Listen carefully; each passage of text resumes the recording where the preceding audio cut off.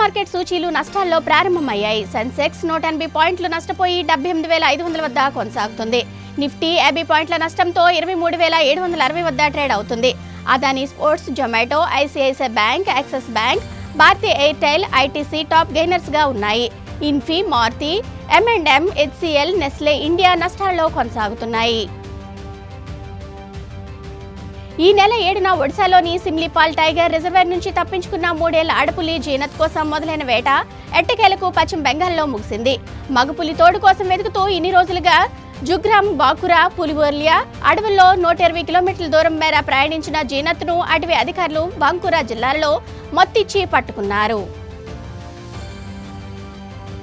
నటుడు సోనూ సూద్ పంజాబ్లోని స్వర్ణ దేవాలయాన్ని సందర్శించారు. ఆయన సినిమా ఫతే వచ్చే నెల 10న విడుదల కానున్న నేపథ్యంలో ఆలయంలో ప్రార్థనలు చేశారు. ఫతే మూవీలో ప్రధాన పాత్రలో నటించడంతో పాటు సూద్ స్వయంగా నిర్మించి దర్శకత్వం వహించడం విశేషం. అమెరికాకు 39వ అధ్యక్షుడిగా పనిచేసిన జిమ్నీ కార్డినా రాత్రి కన్నుమూశారు. గత కొంతకాలంగా పలు అనారోగ్య సమస్యలతో బాధపడుతున్న ఆయన జార్జియాలోని తన స్వగృహంలో కన్నుమూసినట్లు కార్టర్ కుటుంబం తెలిపింది. ఆయన యుఎస్ ప్రెసిడెంట్ గా 1977-81 మధ్య కాలంలో పనిచేశారు. అమెరికా అధ్యక్షుల్లో సుదీర్ఘకాలం జీవించిన వ్యక్తిగా కార్టర్ రికార్డు సృష్టించారు. పిఎస్ఎల్వి సిరీస్లోని పిఎస్ఎల్వి C-60 రాకెట్ను ఇస్రో నేడు ప్రయోగించనుంది. 25 గంటల కౌంట్ డౌన్ అనంతరం నేటి రాత్రి 9:58 రాకెట్ శ్రీహరికోట నుంచి స్వదేశీ సైంటిస్టులు రూపొందించిన స్పాటెక్స్ రూపగ్రహాలను తీసుకొని నింగిలోకి దూసుకుపోనుంది. ఈ ఏడాది భారత్కు ఇదే ఆఖరి ప్రయోగం. తెలంగాణ రాష్ట్ర వ్యాప్తంగా వైద్య కళాశాలలో పీజీ వైద్య సీట్ల భర్తీకి వెబ్ ఆప్షన్స్ మొదలయ్యాయి. రేపటి వరకు ఫస్ట్ స్టేజ్ కౌన్సిలింగ్ కొనసాగించనున్నట్లు కాలేజీ హెల్త్ యూనివర్సిటీ ఓ ప్రకటనలో తెలిపింది. కన్వీనర్ కోటా సీట్లను ముందుగా భర్తీ చేయనున్నారు. మరోవైపు రాష్ట్రంలో ఎంబీబీఎస్ చదవకుండానే పీజీ కోసం దరఖాస్తు చేసుకున్న 34 మందిని వర్సిటీ అనర్హులుగా ప్రకటించింది. మండల పూజ అనంతరం డిసెంబర్ 26న మూసివేసిన శబరిమల ఆలయం నేడు తిరిగి తెరుచుకోనుంది. సాయంత్రం 4 గంటలకు సంప్రదాయ పూజలు నిర్వహించిన తర్వాత స్వామి దర్శనం కల్పించనున్నారు. సంక్రాంతి సందర్భంగా ఏటా జనవరి 14న భక్తులు మకర జ్యోతిని దర్శించుకుంటారు. మండల పూజల్లో దాదాపు 32 లక్షల మందికి పైగా దర్శించుకున్నట్లు ట్రావెన్కోర్ దేవస్థానం తెలిపింది. తెలంగాణ ప్రభుత్వం నూతన ఏడాదిలో కీలక ప్రకటనలు చేసే అవకాశం ఉంది. జనవరిలో రైతు భరోసా అమలు, కొత్త రేషన్ కార్డుల పంపిణీ, ఇందిరమ్మ ఇళ్ల నిర్మాణ ప్రక్రియను ప్రారంభించినట్లు అధికార వర్గాలు చెబుతున్నాయి. వీటికి సంబంధించిన త్వరలోనే కేబినెట్ భేటీ నిర్ణయం తీసుకోనుంది. తెలంగాణ రాష్ట్రంలో విద్యుత్ కోతలతో ఆసుపత్రుల్లో రోగులు ఇబ్బందులు పడుతున్నారని బీఆర్ఎస్ నేత ఆర్ఎస్ ప్రవీణ్ కుమార్ ట్వీట్ చేశారు. కేఎన్ఆర్ సివిల్ ఆసుపత్రిలో 40 నిమిషాలు విద్యుత్ లేక అవస్థలు పడ్డారని ఓ వీడియోను షేర్ చేశారు. కాజా సిరియానో కాదు, తెలంగాణలోనే ఇలా ఉందని సెటర్ వేశారు. ఇందిరమ్మ పాలనలో ఆసుపత్రికి జనరేటర్ ఇవ్వలేరా అని సీఎం రేవంత్ ను ప్రశ్నించారు. తెలంగాణ అసెంబ్లీ ప్రత్యేక సెషన్ ప్రారంభమైంది. మాజీ ప్రధాని మన్మోహన్ సింగ్ మృతికి సంతాప తీర్మానాన్ని సీఎం రేవంత్ రెడ్డి సభలో ప్రవేశపెట్టారు. ఆయన చేసిన సేవలను సీఎం గుర్తు చేశారు. సింగ్ హయాంలోనే తెలంగాణ ఏర్పాటుకు బీజం పడిందని పేర్కొన్నారు. ఆయన సేవలను గుర్తిస్తూ భారతరత్న ఇవ్వాలని కేంద్రానికి విజ్ఞప్తి చేశారు. పంటలకు కనీస మద్దతు ధర కల్పించాలనే డిమాండ్తో సంయుక్త కిసాన్ మోర్చా, కిసాన్ మజ్దూర్ మోర్చా పిలుపునిచ్చిన పంజాబ్ బంద్ కొనసాగుతుంది. సాయంత్రం 4 గంటల వరకు బంద్ కొనసాగనుంది. ఎమర్జెన్సీ సేవలు మినహా పాలు, కూరగాయల వంటి నిత్యావసరాలు అందుబాటులో ఉండవని రైతులు వెల్లడించారు. పంజాబ్ సరిహద్దులోని రోడ్లను ఇప్పటికే దిగ్బంధించిన రైతులు తమ బంద్కు ప్రభుత్వ, ప్రైవేట్ సంస్థలు సహకరించాలని కోరారు. మన్మోహన్ సింగ్ కు భారతరత్న ఇచ్చేందుకు కేంద్రానికి ప్రతిపాదన పంపాలని తెలంగాణ అసెంబ్లీలో కాంగ్రెస్ ప్రభుత్వం చేసిన తీర్మానానికి బీఆర్ఎస్ మద్దతు ఇవ్వనున్నట్లు అసెంబ్లీలో కేటీఆర్ తెలిపారు. ఆ అవార్డు పొందేందుకు సింగ్ పూర్తిగా అర్హులని అన్నారు. ఏపీ సీఎం చంద్రబాబు రేపు పల్నాడు జిల్లాలో పర్యటించనున్నారు.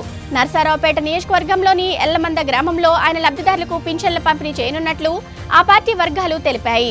చంద్రబాబు పింఛన్ల పంపిణీ తర్వాత ప్రజాప్రతినిధులతో సమావేశం కానున్నారు. కొత్త సంవత్సరం సందర్భంగా ఒకరోజు ముందుగానే పింఛన్లు పంపిణీ చేయాలని ప్రభుత్వం నిర్ణయించిన విషయం తెలిసిందే. కుంభమేళాకు రైళ్లను మళ్లించడంలో ఏపీలో పలు సర్వీసులను మార్చి 1 వరకు రద్దు చేస్తూ దక్షిణ మధ్య రైల్వే నిర్ణయం తీసుకుంది. తిరుపతి కదిరి దేవరపల్లి ప్యాసింజర్, కుంతకల్ తిరుపతి ప్యాసింజర్, తిరుపతి హూబ్లీ మధ్య నడిచే ఇంటర్సిటీ ఎక్స్ప్రెస్లను 2 నెలలు నిలిపివేశారు. వీటితో పాటు తిరుపతి కడప మీదుగా ధర్మవరం మార్గంలో నడిచే 6 రైళ్లను రద్దు చేశారని, రైల్వే బోర్డు ప్రత్యామ్నాయం చూపాలని ప్రయాణికులు కోరుతున్నారు. తిరుమలలో భక్తుల రద్దీ సాధారణంగా ఉంది. టోకెన్ లేని భక్తులు శ్రీవారి సర్వదర్శనానికి 6 గంటల సమయం పడుతుందని టీటీడీ తెలిపింది. నిన్న శ్రీవారిని 84,950 మంది భక్తులు దర్శించుకోగా 21,098 మంది తలనీలాలు సమర్పించారు. నిన్న శ్రీవారి హుండీ ఆదాయం 3.8 కోట్లు వచ్చినట్లు టీటీడీ వెల్లడించింది. ఏపీలో తిరుపతి, కడప, విజయవాడ, విశాఖ జిల్లాల్లో స్ట్రీట్ ఫుడ్ హబ్స్ తీసుకొస్తున్నట్లు కేంద్ర మంత్రి ప్రతాప్ రావ్ జాదవ్ వెల్లడించారు. ప్రజలకు క్వాలిటీ ఆహారం అందించేలా దేశంలో 100 హబ్స్ ఏర్పాటుకు కేంద్రం ఆమోదం తెలిపిందన్నారు. స్ట్రీట్ ఫుడ్ వెంచర్స్ ఆన్లైన్లో ఉచితంగా రిజిస్ట్రేషన్ చేసుకునే అవకాశం కల్పిస్తుందన్నారు.